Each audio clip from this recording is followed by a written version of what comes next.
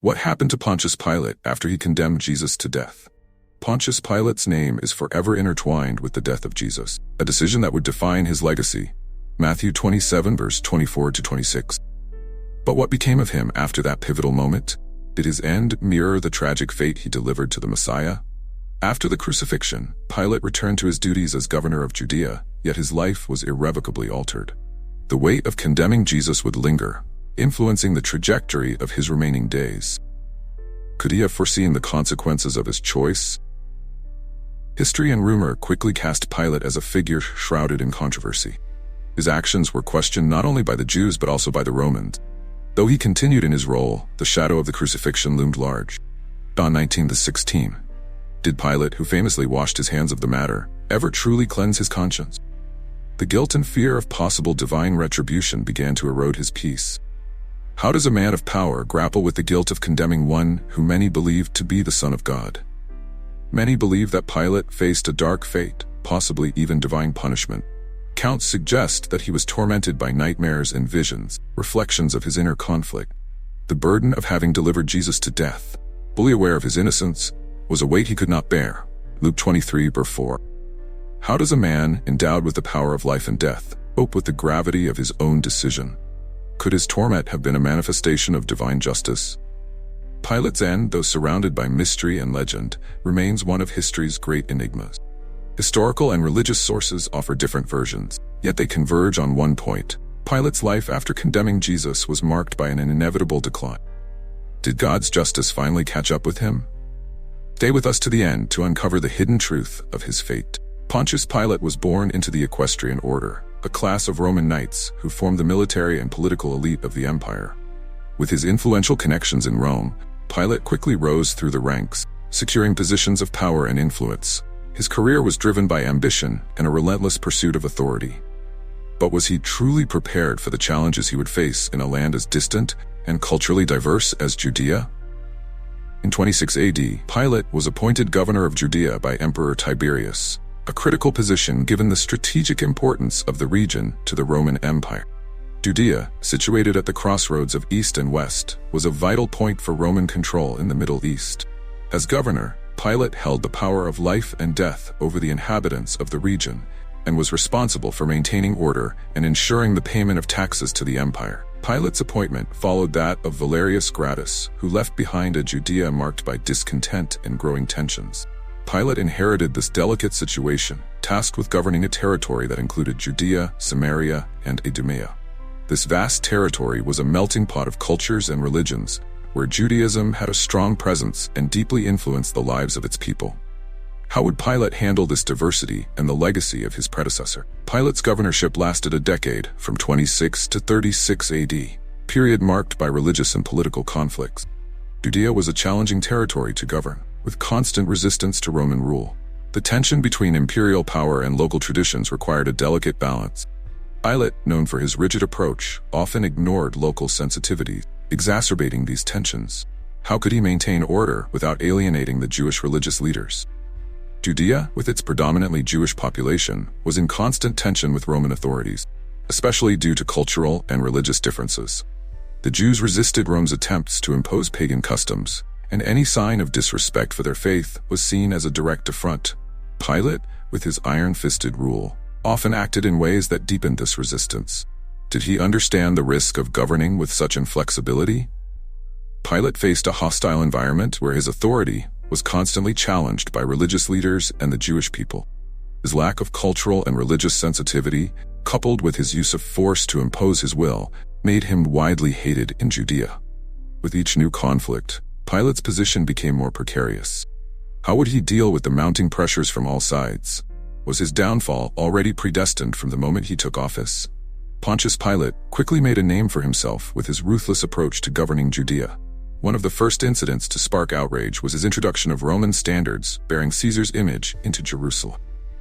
For the Jews, the presence of these images in their holy city was an unacceptable desecration. Pilate's refusal to remove them led to massive protests. What drove Pilate to so openly challenge local beliefs? Did he underestimate the fervor of Jewish faith? Another controversial act by Pilate was his use of temple funds to finance the construction of an aqueduct. These funds were sacred, intended for the maintenance of the temple, the support of priests and Levites, and assistance to the poor. When the Jews learned that their holy money had been used for a secular project, their outrage was immediate. How could Pilate justify desecrating resources so deeply revered by the community? Was he willing to sacrifice peace to impose his will? The Jewish response was swift and fierce. Protests erupted in the streets of Jerusalem, demanding that Pilate return the funds and respect their religious traditions. In response, Pilate sent disguised soldiers to disperse the crowd, resulting in fatalities. This act of brutality only deepened his unpopularity. How could a man in power so flagrantly ignore the sanctity of the temple funds? Could he have foreseen the consequences of his actions? These incidents did not go unnoticed in Rome. Pilate's reputation as a ruthless governor who was insensitive to local traditions grew with each conflict. The tension between him and the Jewish religious leaders increased, feeding a cycle of mistrust and hostility. How would Pilate, who held absolute power in Judea, manage the growing pressure both internally and externally? Could he maintain control, or was his downfall imminent? Pilate's administration was marked by constant conflicts and growing hostility with the Jewish population. His inability to understand local culture and sensitivities worsened the situation. To the Jews, Pilate was more than just a foreign ruler. He was someone who deeply disrespected their most sacred traditions. How could a man with so much power be so inept at the art of governance? Did he ever consider that his obstinance might ultimately lead to his downfall? As the tension between Pilate and the Jewish people intensified, his position became increasingly untenable. His failure to govern with empathy or cultural understanding isolated him from both the religious leaders and the populace. Each unpopular decision he made fueled further hatred and resistance against him. Was Pilate aware that his actions were sealing his own doom? Or was his arrogance and desire to maintain control blinding him to the fate that awaited him? Barabbas is an enigmatic figure, a story inextricably linked to the crucifixion of Jesus. But who was this man chosen by the people to be freed in place of Christ? Barabbas, whose name means son of the Father, was a notorious prisoner, known for his involvement in an insurrection against Roman rule, Mark 15:7. He was not merely a thief, but also a murderer, a man who had directly opposed the authority of Rome. Barabbas's political activities centered on resisting Roman domination. He was part of a movement seeking to free Judea from imperial control. This group, possibly associated with the Zealots, used violence to achieve their goals. Barabbas was therefore not an ordinary criminal. To some, he was a freedom fighter, but to others, he was a threat to stability. What led the people to choose his release over that of Jesus, who preached peace? Barabbas's crime, which led to his condemnation, was severe. He had participated in an armed rebellion and committed murder. To the Romans, this made him an enemy of the state, someone whose execution would serve as a warning to other would-be rebels. However, to many Jews suffering under Roman oppression, Barabbas might have been seen as a hero, someone willing to fight against their oppressors. Does this explain why the crowd clamored for his release? In the crucial moment of Jesus' trial, Pilate offered the people a choice.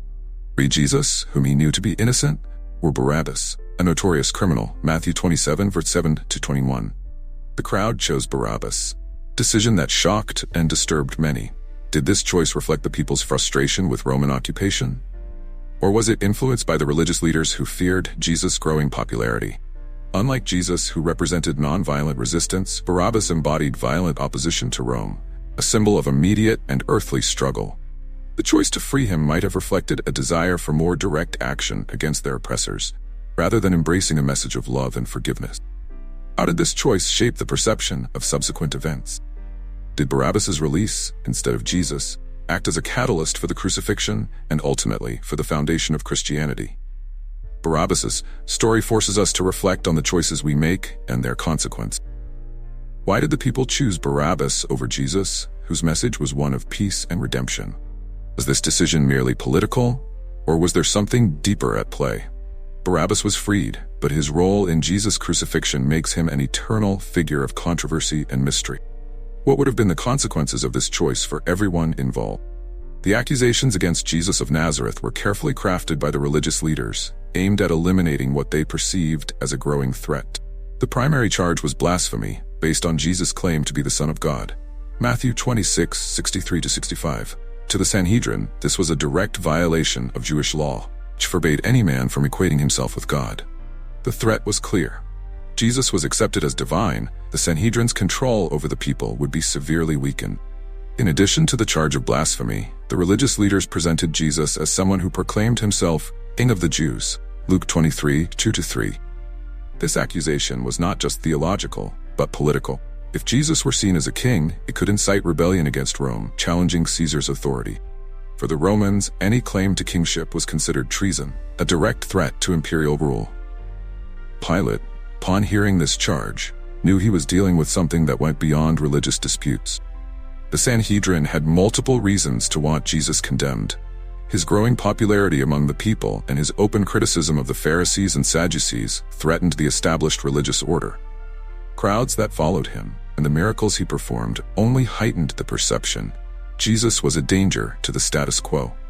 Yet Pilate knew that Jesus posed no military threat to Rome. Why then did he hesitate to release him? Pilate attempted to avoid condemning Jesus in several ways. He directly asked Jesus if he was the King of the Jews, and finding no guilt worthy of death, he sought to release him. John 18:33-38. But the pressure from the religious leaders and the crowd demanding crucifixion made this impossible. Was Pilate truly convinced of Jesus' guilt, or was it political expediency that forced his hand? What forces were at play that made Pilate wash his hands, symbolically absolving himself of responsibility? Jesus, throughout his ministry, preached a message of peace, love, and the kingdom of God, a spiritual kingdom, not a political one. His vision contrasted sharply with the violence that often characterized revolts against Rome. However, this very message of spiritual transformation was seen as subversive by the religious leaders, who feared losing their control over the people. Pilate, caught between political pressure and his own conscience, was forced to make a choice. Could he have resisted the pressure, or was he doomed to follow a path that led to condemning the innocent? Jesus' crucifixion was the culmination of a series of accusations that blended religious and political issues. What began as a trial for blasphemy transformed into an event that altered the course of history.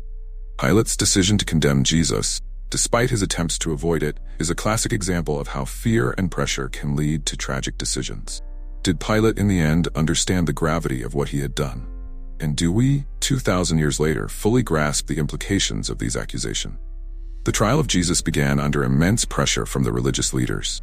The Sanhedrin, led by the high priest Caiaphas, was determined to see Jesus condemned. Accused of blasphemy and claiming to be King of the Jews, Jesus was viewed as a threat to the religious order and the peace under Roman rule. Pilate, upon hearing these charges, recognized the delicate situation he was in. He knew that condemning Jesus might appease the religious leaders, but it would mean sacrificing an innocent man. Matthew 27:11-14. Initially, Pilate tried to avoid the responsibility of condemning Jesus. He offered the people a choice between releasing Jesus or Barabbas, a known criminal. Matthew 27:15-18. In making this offer, Pilate hoped that the crowd would choose to free Jesus, sparing him from making a difficult decision. However, the crowd, influenced by the religious leaders, demanded Barabbas' release. Pilate's attempt to escape this crucial decision failed, leaving him in an even more precarious position. How could he maintain order and still do what he believed was right? During the trial, the influence of Pilate's wife, Claudia Procula, played a significant role. According to the Gospel of Matthew, she sent a message to Pilate saying she had a disturbing dream and urging him not to get involved in condemning Jesus. Matthew 27:19. This warning added an element of tension and inner conflict. Pilate, should he heed his wife's warning and trust her intuition? Or should he give in to the external pressures that were mounting with each passing moment? As Pilate wrestled with his conscience, the crowd's demand for Jesus' crucifixion grew louder. Pilate, by washing his hands in public, tried to symbolically distance himself from the decision. Matthew 27:24. He knew he was condemning a man he did not see as a real threat to the Roman Empire.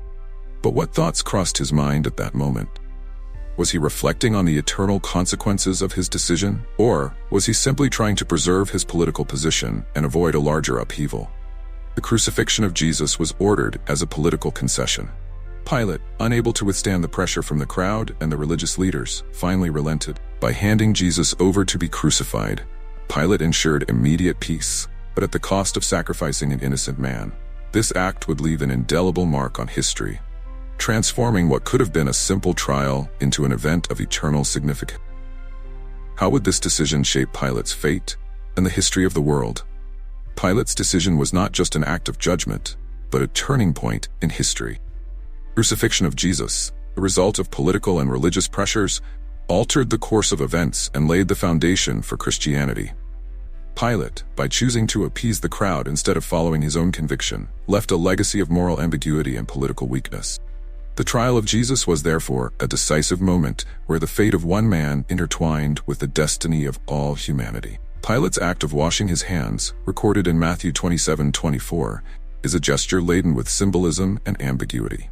In front of an angry crowd, Pilate sought to publicly absolve himself of responsibility for condemning Jesus, declaring, "I am innocent of this man's blood." But did this act truly exonerate him? Was the attempt to shift responsibility to the people enough to erase his role in an event that would change history? Or did this gesture merely reinforce his cowardice and failure to administer justice? Washing his hands was an external expression of an internal attempt at neutrality. Pilate, caught between his conscience and political demands, tried to find an easy way out.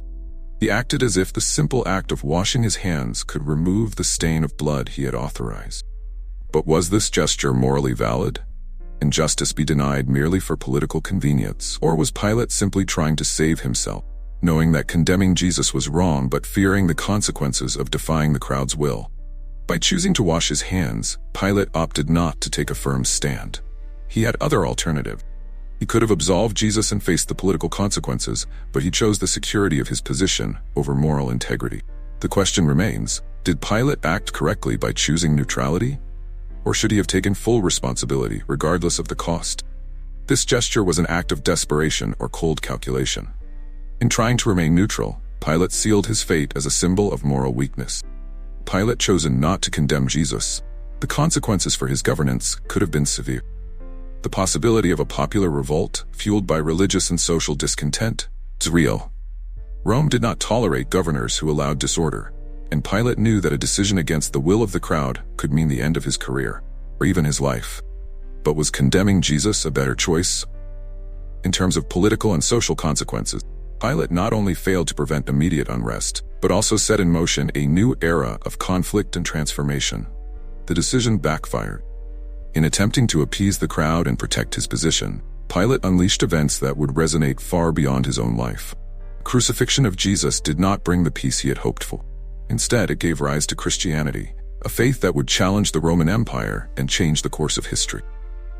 Pilate, by yielding to pressure, ensured his place in history as a weak ruler. But he also unwittingly participated in the founding of a religion that would revolutionize the world. Condemning Jesus ultimately brought more political and social consequences than absolving him would have. Pilate may have avoided a temporary revolt, but at the cost of his own peace of mind and historical reputation. The act of washing his hands, far from exonerating him, marked him as an eternal example of how indecision and lack of courage can have immeasurable repercussions. Did Pilate in the end grasp the weight of what he had done?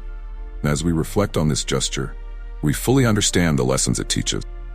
Pontius Pilate, after condemning Jesus, continued to govern Judea, but his position became increasingly untenable. The most notable incident that precipitated his downfall was the violent repression of the Samaritans, who had gathered on Mount Gerizim in search of sacred artifacts.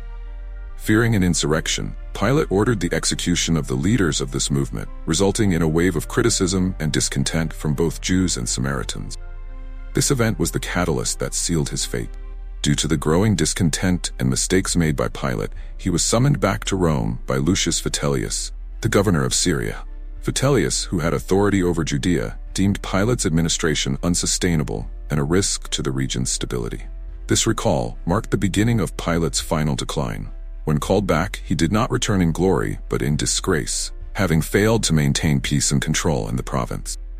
Once in Rome, Pilate faced a complicated political environment. Emperor Tiberius, who had appointed Pilate as governor, was nearing the end of his life, and the political situation in Rome was unstable. Although there are no detailed records of Pilate's trial in Rome, tradition suggests that he was unable to regain his position. Some accounts indicate that he was exiled to Gaul, where he would spend the rest of his days in obscurity. The man who had ruled with an iron fist now found himself stripped of power and influence. Pilate's final fate is shrouded in mystery and legend. Eusebius of Caesarea, a church historian, reports that Pilate committed suicide during his exile in Gaul, consumed by guilt and despair. Other accounts suggest that he simply withdrew from public life, living in isolation until his death. Whatever the truth, it is clear that Pilate paid a high price for his decisions. The man who had condemned Jesus to death faced a dark fate far from the halls of power in Rome. Pilate's fall serves as a reminder of the consequences of governing without considering the moral implications of one's action. He, who tried to distance himself from the condemnation of Jesus, could not escape the repercussions of his deeds. His story is an example of how power can be fleeting and how decisions made in critical moments can define a man's legacy.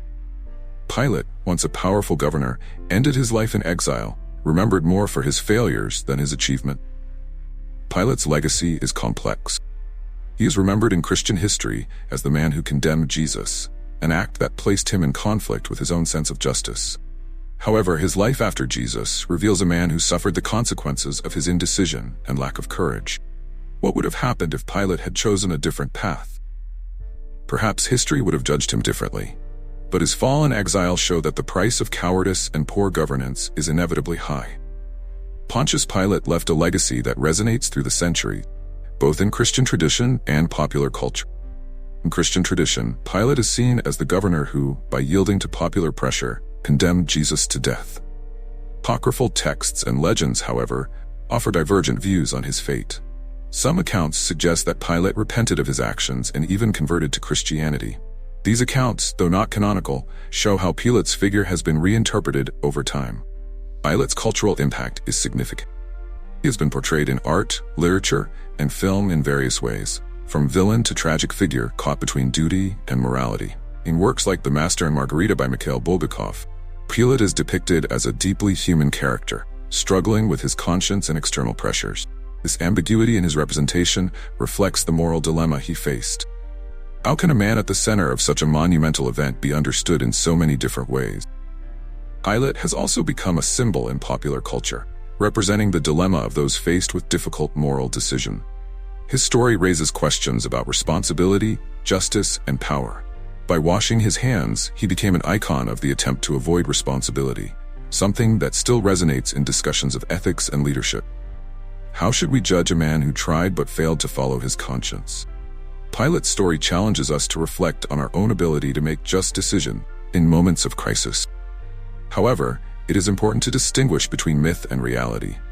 The historical figure of Pilate, the Roman governor, was shaped not only by the Gospels, but also by subsequent interpretations of his life and action. The lack of detailed historical sources about his life after condemning Jesus allowed legends and speculation to flourish. Pilate is thus both a historical figure and a character shaped by Christian narrative and Western culture. Pilate's legacy as a symbol of moral and power dilemmas is enduring.